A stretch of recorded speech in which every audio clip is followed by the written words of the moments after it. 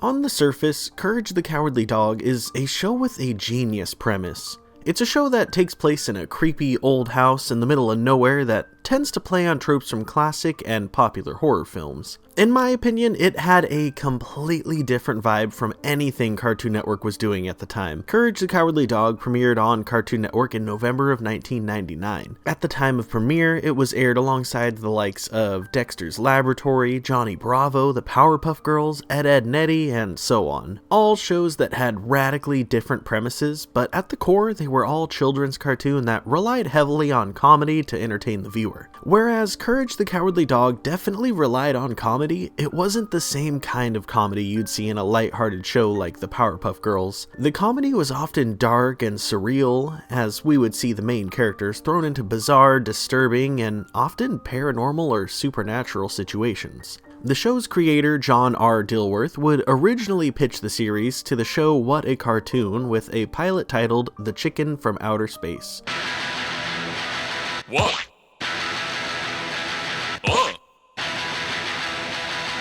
A tool.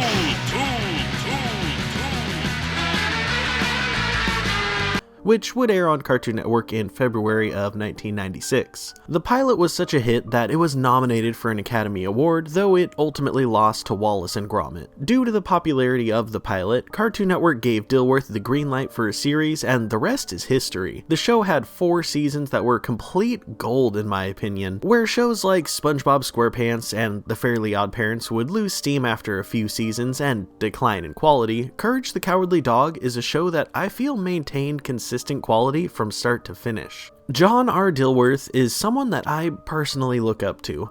I admire the way that he was able to create such a fantastic show with a clever premise that never once declined in quality. He seems like a great person as well. I'm in a Facebook group that's dedicated to Courage the Cowardly Dog, which he's one of the admins of, and although I've never personally interacted with him, it says a lot about his character that he's willing to be so in tune with his fans and the community built around the show that he created. As for the show itself though, there's a wide variety of episodes that convey a massive spectrum of feelings. Some of them are lighthearted and kooky, and some are genuinely scary and chilling. Some are wholesome, but the beauty about a show like Courage the Cowardly Dog having the kind of premise that it has is that it's afforded the opportunity to get as dark as it wants without it seeming out of character, and boy did it get dark at times. There's some episodes that truly pushed the envelope, but never in a way that crossed lines by any means. However, on today's nostalgic walk down memory lane, we're going to check out an episode that I truly believe is the darkest episode of Courage the Cowardly Dog. It's an episode so dark that even John R. Dilworth himself stated in an interview that he could not believe Cartoon Network allowed this episode to be aired, mainly due to its strong themes of abuse, domestic violence, misogyny, misandry, and homosexuality. The episode in question is the season 4 episode, The Mask.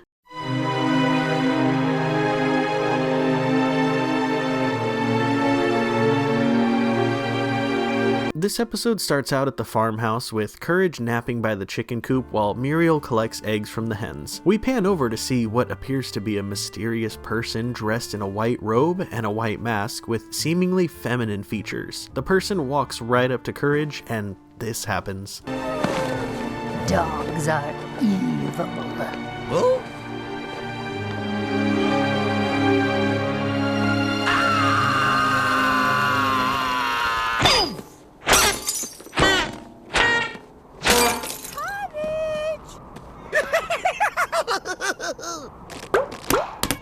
Oh, playing with your new friend? That's grand. Pleased to meet you. Courage doesn't make many friends, you know. We'd love it if you'd join us for tea.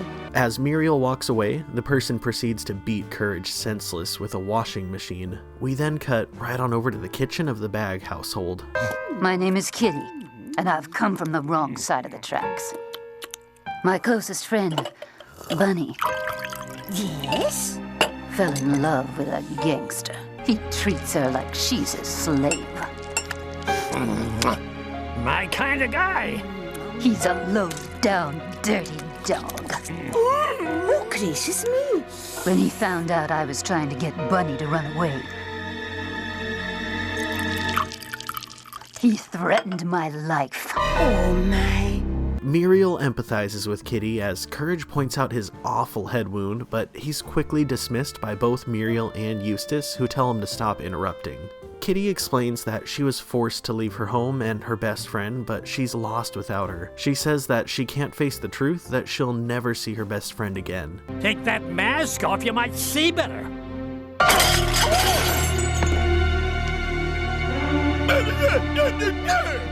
Dogs are evil. Eustace, let's not mention her mask again. Tell me what to do. I'll see mask if I want to.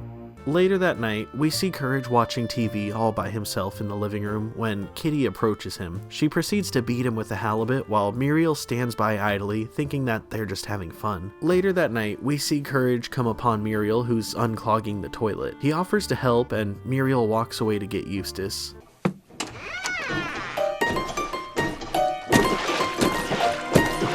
Evil dogs. Sorry. Sorry.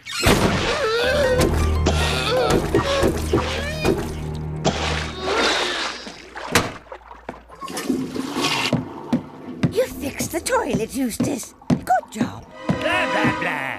At dinner that night, we see Eustace, Muriel, and Kitty all sitting at the table. Eustace blatantly asks her why she wears the mask, to which she says that she doesn't want to have to face reality. We all must face reality. Really? Like how you sneak extra sweets when no one is watching? Oh, Muriel. And you say you can fix anything.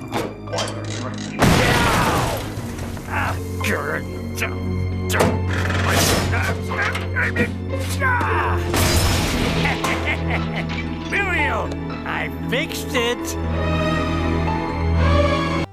That night, Muriel shows Kitty up to her room in the attic, and everybody goes to bed.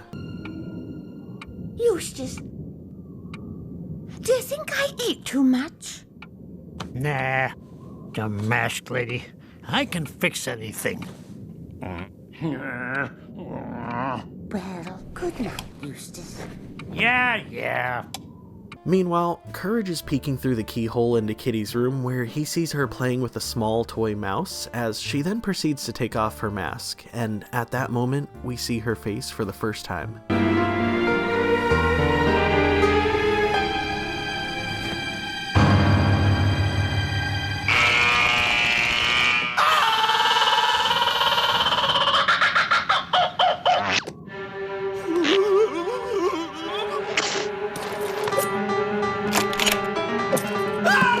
Courage runs downstairs to seek help from Eustace and Muriel, and it's a bit hard to translate Courage, but it looks like he's basically trying to tell them that she's a monster. Muriel says that Courage needs to stop making assumptions, and that all they know is that she's from the wrong side of the tracks. To better understand her, try to see the world the way she sees it.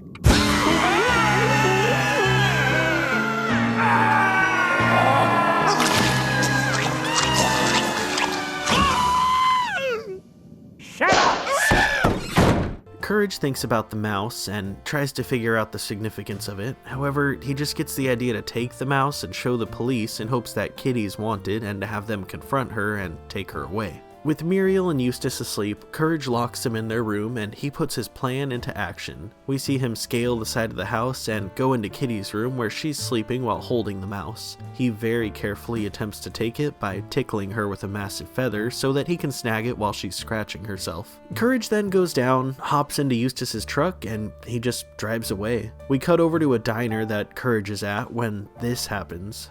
To Kitty Love Bunny?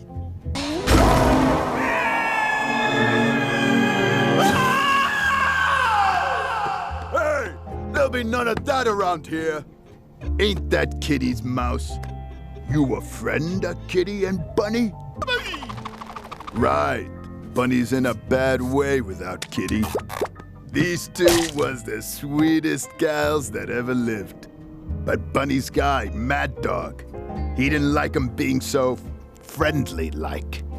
He's one nasty piece of jealousy. The rat tells Courage that Mad Dog and his gang live down the road and that after he gets Bunny out of there, tell her that Charlie says hey. Back at the farmhouse, we see Muriel panicking because the door is locked and she needs to go to the bathroom. She wakes Eustace to help her and he fails to open it and kick it down, hurting himself in the process. Eustace, Kitty was right about you. You can't fix a thing. Oh, yeah? You want some chocolate? Meanwhile, Courage is off parking the truck as he proceeds to cross over to the wrong side of the tracks and approach a large building with an ominous red light emanating from its windows.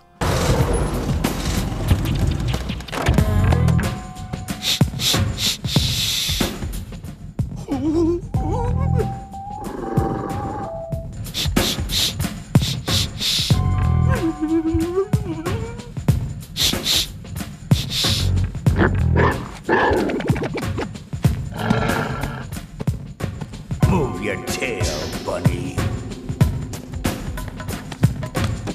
Back at the farmhouse, Kitty wakes up and she realizes that the mouse she was holding is gone, and she panics as Muriel and Eustace hear her yelling and blaming Courage for stealing the mouse, which makes Muriel think that Kitty is in trouble. Back at the creepy building, we see Bunny and Mad Dog sitting on a couch. Come on, Bunny. Don't I make you happy no more? Or maybe you're still thinking about Kitty. I told you to forget her. I take you from a 2-bit joint and make you a class act. If I even smell Kitty, I'll bury the two of you. Oh, Bunny, you know you're my girl. Let's go back to the way we was. You know, happy like. Everything's okay. Bunny quickly attaches Mad Dog's collar to a light fixture as she attempts to make an escape. But as she goes for the door, 2 giant dogs catch her and we hear her struggling with them as Courage is outside the window on the fire escape. We cut over to the farmhouse where we see Kitty banging on the door and panicking as Eustace tries everything from picking the lock to banging on the doorknob to get her out, none of which works. Meanwhile, Muriel is in her room by the door when she comes upon a bobby pin which she easily uses to pick the lock and make her way out. We cut back over to the creepy building where this happens. Huh? No, not another dog. Oh, Kitty. Help me before they return.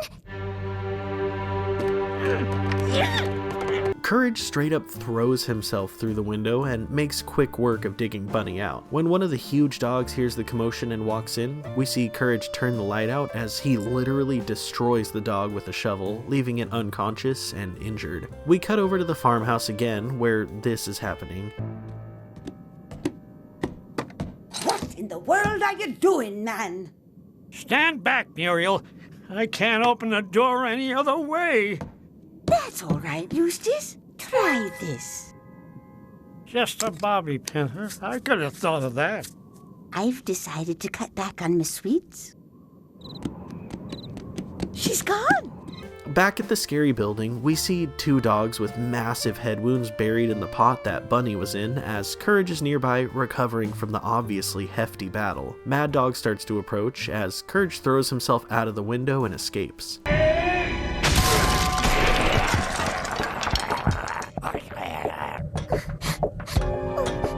There's no way down.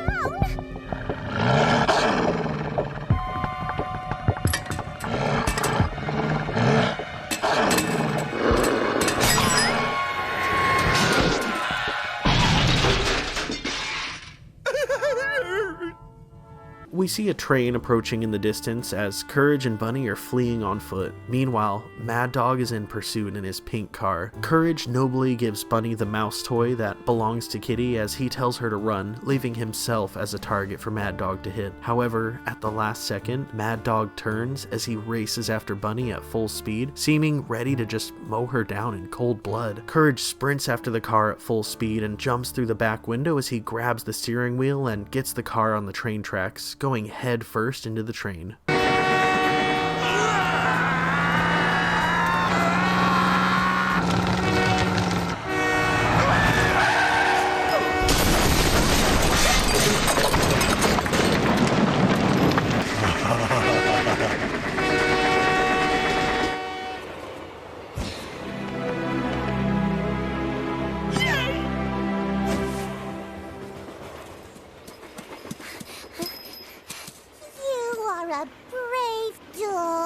We see the train continue to go by, but at the end of it is none other than Kitty, sitting at the last car as she calls out to Bunny, who sprints to catch up to her. Kitty, that dog saved my life! He saved my life! I was wrong, Bunny. Not all dogs are bad. Now we can be best friends forever. After a job well done, Courage drives the truck home in the morning, looking like he's had a hell of a night. Muriel says that they've been waiting for him all night as he hops up onto her lap to finally rest. Kitty's gone, but she's left something behind. Eustace has taken a fancy to it. Well, it doesn't work. Oh! Muriel, you got a bobby pin? This episode was just really heavy overall. Before we get into the analysis, I just want to point out that John R. Dilworth has gone on record saying that canonically, Kitty and Bunny are lesbians and are in fact in a relationship. All in all, John was right in being surprised that Cartoon Network allowed this episode to be aired.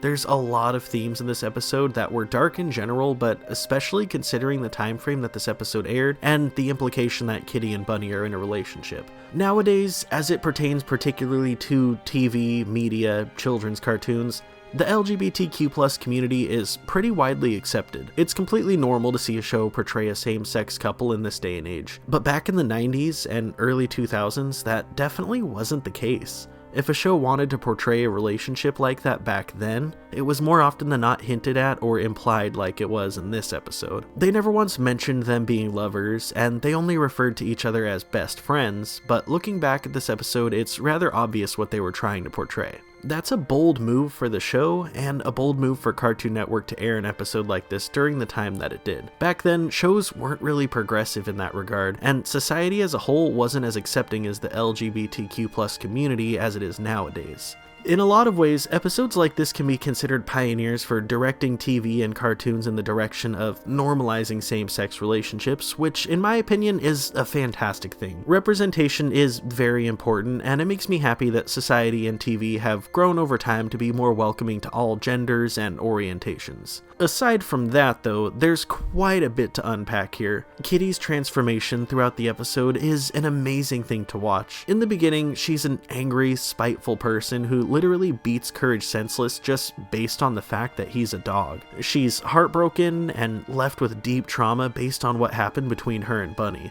However, throughout the chain of events, it's shown to her that not all dogs are bad. She ends up thanking Courage by the end. Despite the way that Kitty had treated him, Courage still did the right thing and saved Bunny's life and reunited the two. This not only says a lot about Courage's character, but it also did a huge thing for Kitty. It showed her that there is good in this world. I don't know how Kitty ended up on the train, I don't know where she was planning on going, and I don't know what happened to Kitty and Bunny after this, but I like to think that they took the train far from nowhere and started a new happy life together. The series of events that were portrayed here were really intense though, and honestly something I never thought I'd witness on a children's show. We see Bunny stuck in what's essentially a domestic violence situation with Mad Dog, who ended up holding her hostage and nearly taking her life. There are a lot of toxic behavior shown in this episode in many different regards, but I definitely have to highlight Mad Dog, who takes the cake for toxicity. This guy is literally huge and intimidating and orders poor Bunny around like she's his property. We see her dragged in the building by Mad Dog as they sit on the couch. He literally threatens to murder both Kitty and Bunny if he ever catches even just a whiff of her again. After his threatening and toxic behavior makes Bunny cry, he starts to hug her and show affection to her in an effort to make everything better. Just in case you're not familiar, this is called love bombing. It's a common tactic used by abusers to justify their toxic and negative behavior. The abuser will usually act like a literal piece of human garbage towards their partner, then afterwards, in an effort to make everything better, they'll shower them with affection or gifts in an effort to remedy the situation, and in some cases, put their own conscience at ease.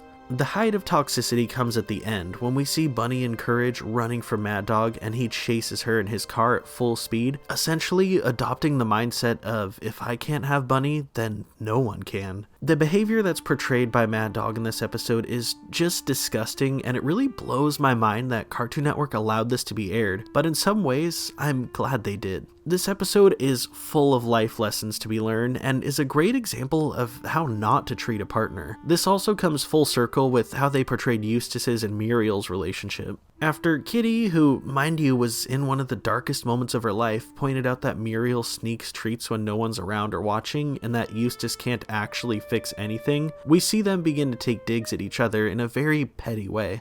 Eustace puts Muriel down for her love of sweets, and Muriel puts Eustace down for his less than stellar handyman capabilities. Though they did end up apologizing to each other and hugging it out by the end of the episode, it was still sad to see them turn against each other in such a way. It was definitely toxic on both of their parts to weaponize each other's weaknesses to bring each other down, but I'm glad that by the end of the episode they saw the error of their ways and both apologized. Now, toxic behavior set aside, there's a few random things that I need to bring up.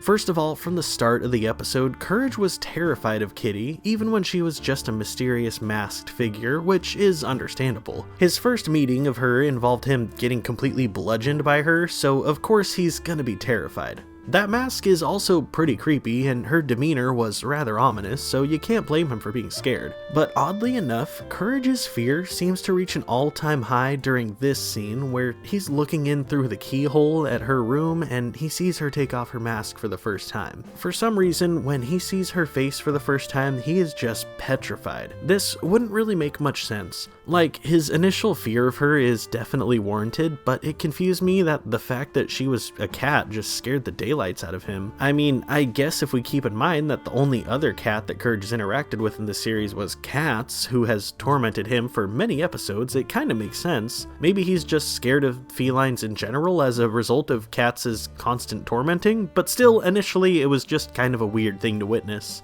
I also have to bring up the scene where Courage and Bunny are escaping the big scary building. Initially, we see Courage find Bunny because he's on the fire escape looking through the window. However, when it comes time for them to escape, Bunny tries climbing down the ladder, but it doesn't reach all the way down. Courage ends up unlatching the ladder, and it completely disattaches from the fire escape as Courage, Bunny, and the ladder fall a good solid 15 or 20 feet from the top floor of this building. This is just kind of confusing in a number of ways. First of all, how did Courage get up there? There's a chance that he scaled his way up there like he did to Kitty's window at the house. However, this building is really high, and the fact that he's on the fire escape just kind of implies that he climbed up the fire escape itself. But even further than that, what's the point of this fire escape? It's literally up 3 or 4 stories, and the ladder doesn't even reach the bottom? What's the point of even having a ladder on it if he can't climb down in the event of an emergency?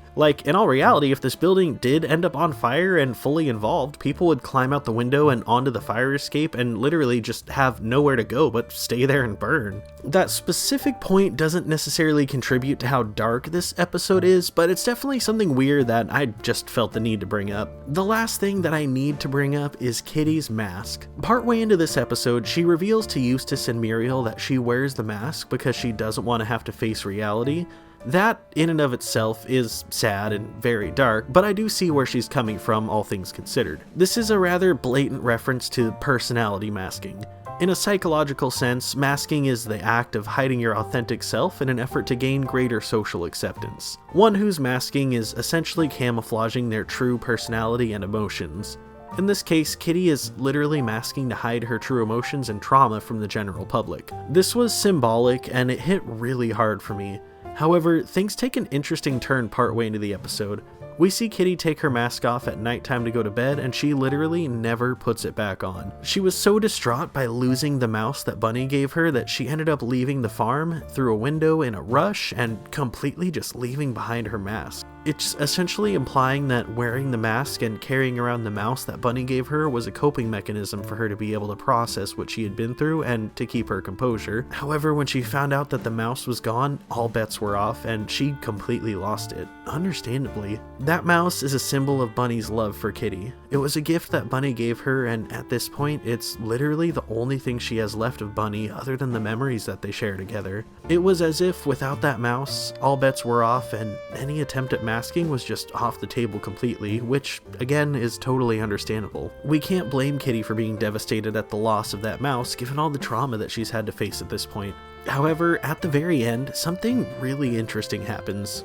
Courage comes home and cuddles up in Muriel's lap to take a nap, as Muriel explains that Kitty left something behind and Eustace has taken a liking to it, as we see Eustace working on the furnace in the basement while wearing Kitty's mask. This right here has some pretty heavy implications with it. Essentially, this is directly implying that Eustace is wearing the mask as he doesn't want to have to face reality, much like Kitty did. However, this leaves us as viewers pondering, what harsh reality does Eustace not want to have to face? There's many things that can come to mind here. Maybe it's his terrible relationship with his brother Horace. Maybe it's his terrible relationship with his mother, who always put Horace above Eustace. Maybe it's because he lives with a guilty conscience due to the way that he treats Courage and literally everyone else around him. Truly, there's no way to know outside of speculation. However, you have to recognize that what's being implied here is definitely dark and certainly leaves us as viewers wondering. But what do you think? Is this the darkest episode of Courage the Cowardly Dog? Can you think of one that might just be darker than this one? Let me know in the comments down below. I always love seeing your guys' feedback. If you enjoyed this video, do me a huge solid and leave me a comment letting me know what you think and maybe share it with a friend. And as always, thank you so much for watching, and I'll see you all in the next one. Peace.